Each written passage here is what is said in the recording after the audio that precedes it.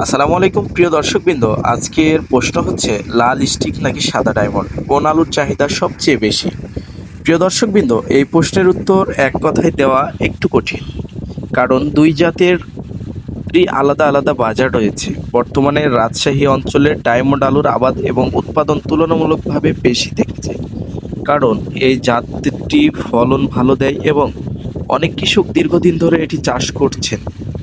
অন্যদিকে লাল স্টিক আলুর বাজার চাহিদা অনেক এলাকায় কিন্তু বেশি রয়েছে, বিশেষ করে খাওয়ার মান এবং রং, এছাড়াও আকৃতির কারণে কিন্তু অনেক ব্যবসায়ী এবং অনেক অঞ্চলে কিন্তু এই লাল আলুটার চাহিদা রয়েছে। এই আলুটা অনেকে কিন্তু পছন্দ করেন, তবে হিমাগারের সংরক্ষণ, উৎপাদন এবং মোট পরিমাণের দিক থেকে ডায়মন্ড এখনও শক্ত অবস্থানে রয়েছে।